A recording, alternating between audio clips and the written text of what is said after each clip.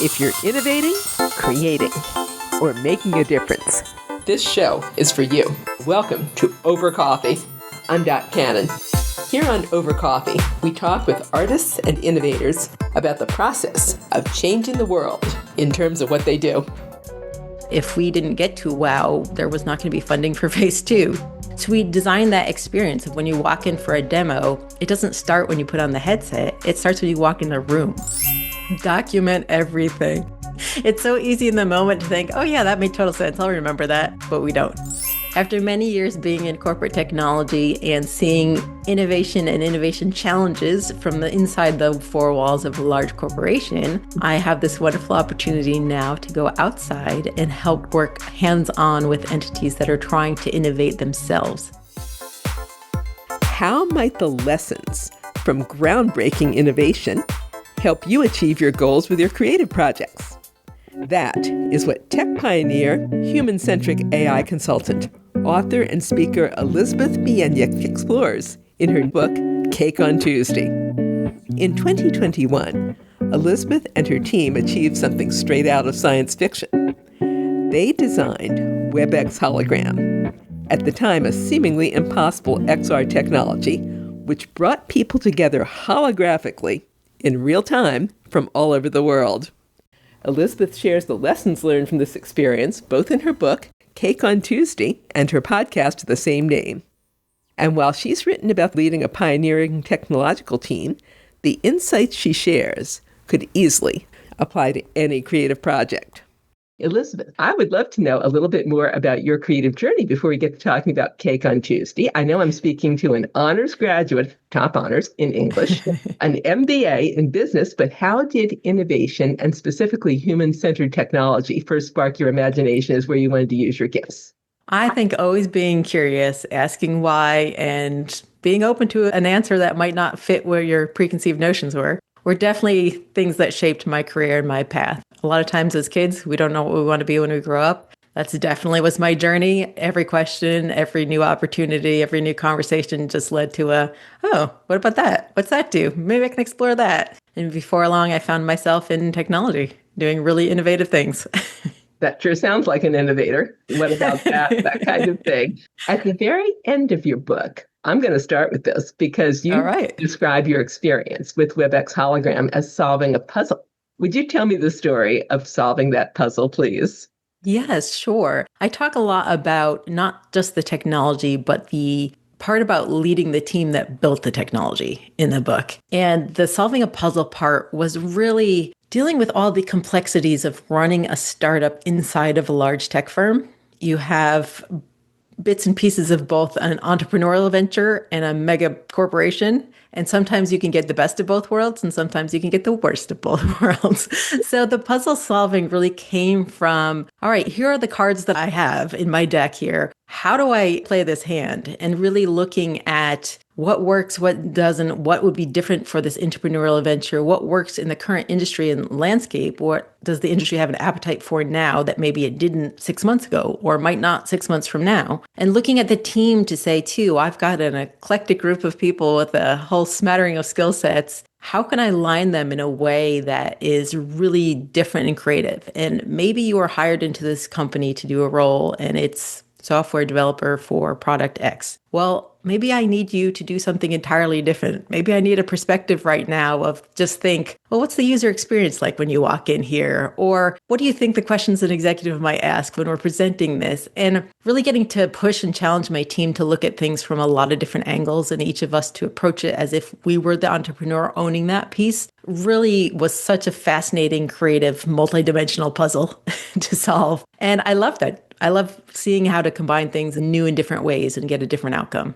You and your team created something that seemed impossible at the time. Now, do I understand what Webex Hologram is? We put on the glasses and suddenly you're in the room with me, three-dimensional, and we can interact. You can show me what you have, things of that nature. Is that correct? That is correct. We're going for that feeling of being together, of being co-present, and not feeling like you're in your office and I'm in mine and we're separated by the screen. How do we feel like we're just sitting around together and we can share things and chat and show things to each other as if we were there face to face? And in your book, Cake on Tuesday, you share all the different lessons you learned as a leader, which strike me as being highly pertinent to our audience. Anybody doing a creative project with a team is going to want to know about this. And I'd just like to take a couple of these principles and have you tell me what they might mean to somebody who, for example, let's say we have a teacher and they're going to be starting a mini maker fair and they have to work with a team. You say in Cake on Tuesday, getting started is not easy. Where do we get started? That is always the hardest part. My book is overly biased on the getting started part and the getting started process. The absolute first thing I always think that's so necessary is figure out what is that one thing you're trying to do? What's the thing you're trying to accomplish? And it could be a feeling, it could be a goal, it could be an outcome, but you need to state what does success look like in one sentence. And if you can't state that in one simple sentence, it's way too complicated. There's too many parts to it. So if your desired outcome is something really complex, like building an end-to-end holographic collaboration system, then you have to break that down into pieces, phases. What is that first step? What does that look like? What is success for that? And can I state that in one sentence that everybody can get on board, everybody can be aligned? You can say it to somebody in a totally different space or industry, somebody who might just be showing up to your website to look at your maker fair and has no idea about the history or background. Can they see one tagline and know exactly what you're trying to do and if this is a good fit for them? Simplicity is your friend. And that is the toughest thing because you 100% for simplicity. How in the world do we do that? Whenever you're doing a new creative project, you want a bell over here, a whistle over there, and on it goes. How did you do that? Yeah, in the tech world, we talk a lot about your minimum viable offer or your minimum viable product. I would like to always say to my team, the most important word in that 3-word phrase is the minimum part. It has to be minimum. It usually always every project will fail because of scope creep. So if you start with what is that simple one sentence of what you're trying to achieve, then next start with your in scope and out of scope list. If something is not helping you more clearly achieve that one sentence objective, it's out of scope. It doesn't matter how amazing it is, how awesome it is, how much you want to build it, how much someone might be asking for it. If it doesn't help you meet that objective, it's out of scope. And so when you're creating your in scope, out of scope list, your in scope list should actually be quite short because you can always achieve your goal sooner. That's always great. If you have something you need to, I need to get this fair done in 6 weeks and we're going to have this date. Great. You get all your logistics and details and signups and everything set in 4 weeks. Awesome. You've got 2 weeks to add another goal and make it better. But if you do it the other way and say, well, what if we do this too? And what if we had this add-on event? And what if we do these? And before you know it, there's no way you're going to achieve that scope in 6 weeks, then you've already failed before you started. So getting as simple as possible and making crystal clear what's in scope and have a much bigger out of scope list than what's in scope. In Cake on Tuesday, you make the point that you really didn't set out to head this team to create the Webex hologram, but you wound up doing that. How did you keep everybody on track so that you're going to keep this super simple where it could have gone all over the place? I think sometimes the best leaders are the ones who are not willing to be the leader. That was a case of I was identifying a problem and then I immediately went out on maternity leave. I wasn't even there. So I assumed the execution would just occur while I was gone because we had identified a leader and a plan and a process and it was all set. Came back to find out it hadn't. And in that case, it was just a matter of any leader is better than no leader. So even if I wasn't the perfect person for it, I was passionate about it and I wanted to see it through to fruition. I understood the vision, I understand the scope, I understood the why. So even in my imperfect ways to move it forward, it was better than somebody who wasn't aligned or bought in or available to do so. And then really trying to move that forward, I think I just took the overly simplistic approach. It's really looking at, I am not an engineer by background. That was not my forte. I was not the one writing these impressive algorithms that were going to build this system. But I'm really good at looking at high level and say, how do these pieces fit together? So I can go and have a conversation. So one-on-one, I'd have a conversation with each person building each part of the proposed system and say, what do you think our biggest weaknesses are? What would you like to see if money were not an object? What do you think could we do better? Is there things we're doing that you think we should eliminate? Asking those questions and having those open, honest conversations that people who are hands deep, sleeves rolled up into it, they know the details of what they're building and how to make it better. It's just usually nobody asks them. So when you ask them and then you ask the same questions to the next person, the same questions to the next, you're going to start seeing patterns emerge. And when you see those patterns emerge, those are usually the best places to dig in. That sounds human-centric. It sounds empowering. And it sounds like the basis of building a very magical team, which is something else you mentioned. I really like and I hope I understood you correctly, what you said that you did, because you kept your eyes on fun. And I'd like to know, coming back to our teacher who's putting together a maker fair, how do we do this with a creative project? We've got people all over the place and we have to be serious and we have to make it work, but we don't want anybody to say, oh, this is a mess. Well, first I challenged your assumption that we have to be serious. Do we? No. I think we often make that false assumption that work needs to be serious. And I honestly can't remember if I put this story in the book or not, but I've talked about it some. I still remember one of my first official corporate reviews that I ever received many, many years ago was stuck in my brain because my manager at the time told me that I sometimes look too happy at work. And it could be perceived that I'm having too much fun and not working hard enough. And that just stuck with me in my brain. And I even asked the question, I'm like, do you want me to look more miserable? What would you like? What is the action you want me to take from here?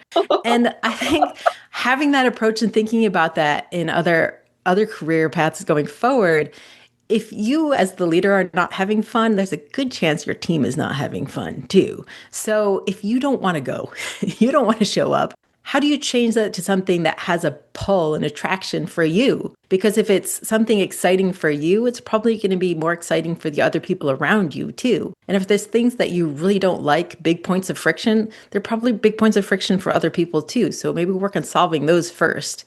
Just use yourself as a litmus test, because if you think it's fun, it's probably going to be fun for other people.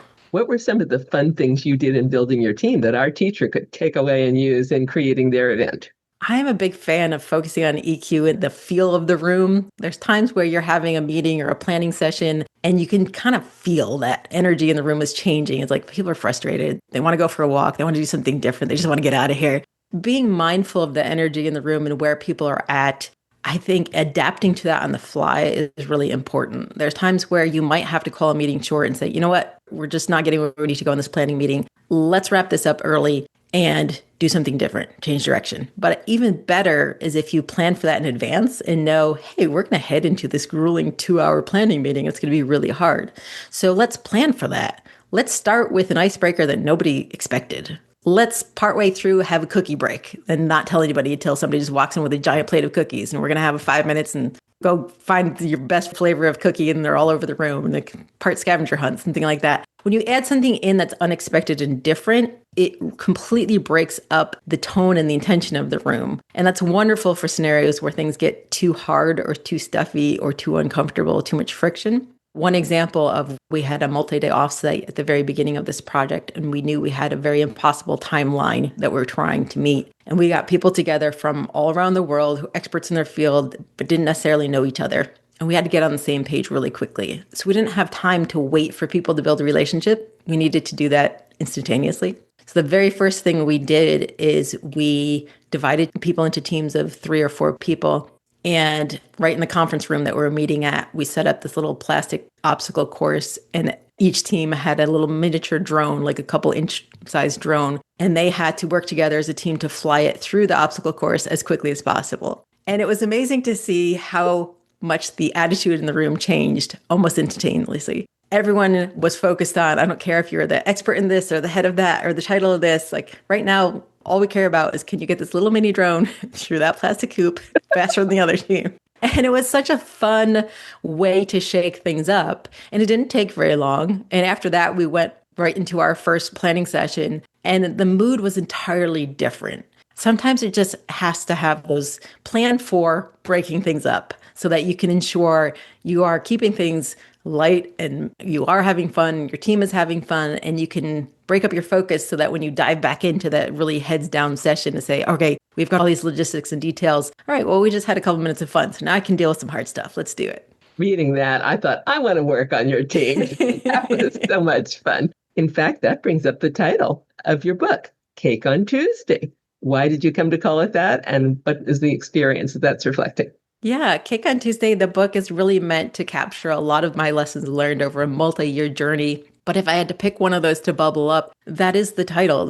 I believe it's lesson 14, Have Cake on Tuesday. And that came from a season in the project where it was harder to find those moments of fun and joy. And so I was having a conversation with my operations manager at the time and saying, we need to add some milestones that we can celebrate here. We need to add some fun and levity to the project. And she had this great idea. She's a maker, sewer, crafter. She wanted to create a Wheel of Fortune style Wheel of Winning, put everyone's name on the wheel. And at the end of our staff meetings, which were on Tuesday, she would spin the wheel. And if it landed on your name, it would be Dot, you're the winner. You win a cake. And we would ship you a cake and it would show up at your house the next day. It was something that was just silly and fun. And we didn't have a milestone or a specific thing to celebrate. So we made something. We just celebrated being alive and having Tuesdays together and having a staff meeting. And everyone loves winning. So if you win something, it doesn't matter how big or small it is. It's something to be excited about. So it was a way to add in some of that fun and enjoyment. And I think that's a good overarching theme for the project of culture is something that is crafted. It doesn't happen by chance. And if you want to create a magical culture, you have to build it. I love that. And also, I love that you say that wow doesn't happen by chance. You planned for wow from the very beginning. How do we do that with our Maker Faire? Yeah. I think this goes back to feelings. What is the feeling you want someone to have when they're walking into your event and walking out of your event? Because we are humans, we are emotional creatures. We are driven by feeling. We're driven by the feeling that we get in an experience. So I think starting with that feeling and then designing around that. Do you want people to walk in and say, wow, this is amazing. I've never seen so many things. Do you want people to walk in and be really surprised because they didn't have an expectation this is what it was? Do you want them to walk away thinking, wow, this group really has it all together. They've got all this great stuff. Or do you want them to walk away inspired to say, oh, I could do something too? What is that feeling you're going for? And then design your event around that and then test it. When we were building the first phase of Webex Hologram, our milestone was a demo to our executive sponsors. And quite frankly, the entire project was riding on that. If we didn't get to wow, there was not going to be funding for phase 2. So we had to put everything into that. So we designed that experience of when you walk in for a demo, it doesn't start when you put on the headset. It starts when you walk in the room. When the first person greets you, when you're walking through the hallway to get to the demo room. So think about that for your Maker Faire too. It starts with when they arrive on site. Where are they parking? How are they greeted? Where are they going? So think about the entire end-to-end experience for your customer and what is that feeling you want them to walk away with, and make sure you're designing for that. We start with the sense of this is something special and we carry it through. Yeah. How did you know that you had achieved that wow with Webex Hologram? What was the best reaction you got? Best reaction I always think of is our product manager in Galway, Ireland, when she first joined the team later on to take over, transitioning it to the business unit to bring it to life. She did her first demo at home from her home office in Ireland, and she was speaking to one of our engineers who was in Norway. And she is someone who works in the video conferencing space. She deals with video conferencing all the time, always on video, very comfortable with it, very used to it. And the first time she put on a headset in her home office and saw our colleague in Norway appear in her home office, she said she had this instantaneous feeling of, I need to tidy up. They can see all this, the mess in the corner that's usually off screen. I have to clean this. And that was exactly what we're going for. We're going for that feeling of co-presence of, whoa, he's right here. He can see this. So for us, that was a huge wow indicator of we built something special. Talk about a big success there. I really like too, and this is so true, that you say nobody likes a middle. It's true. The start of a project is great. The end is whoopee. And how do we get through the middle part where you have to be up late at night planning for this Maker Faire or Webex Hologram or whatever it is you're creating?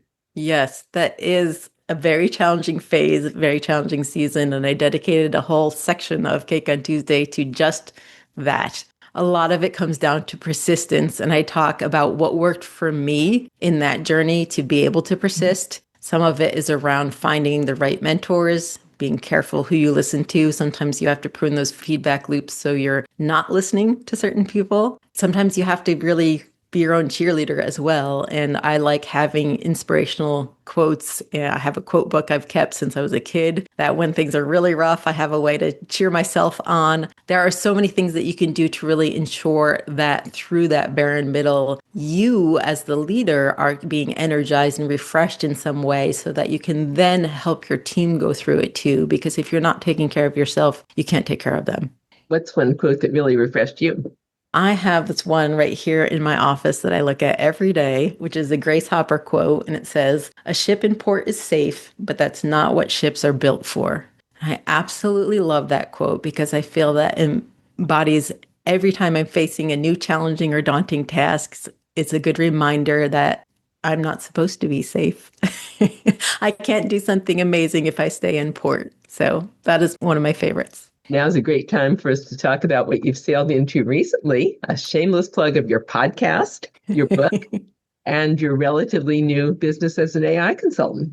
Thank you. Yes. After many years being in corporate technology and seeing innovation and innovation challenges from the inside the four walls of a large corporation, I have this wonderful opportunity now to go outside and help work hands-on with entities that are trying to innovate themselves. So I really like that intersection of an organization that is successful at doing a current path, but they know to be successful in the long term, they need to do something different. Yet it's really, really hard to continue full steam ahead on your current path and full steam ahead in innovation at the same time. So that wonderful, crazy, scary juggling and balancing act is where I tend to thrive. I work well with the clients who are facing that. And right now, my ability to work for myself and have my own consultancy has allowed me to focus on having my book, doing some writing. I'm doing a lot of speaking. I'm now speaking more around EQ in the AI era and how you empower your workforce to have a high level of emotional intelligence in this new AI era of super ICs, where we have a much more capable workforce that is made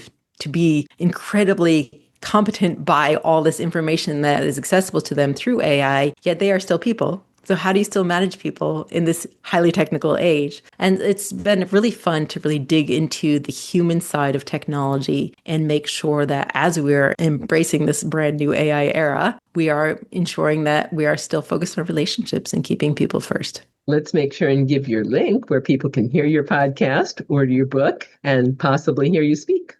Yes, please. My website is elizabethbieniek.com, or if that's too hard to spell, cakeontuesday.com will redirect to my website. From there, you can find my podcast, my book, and my speaking and consulting offers.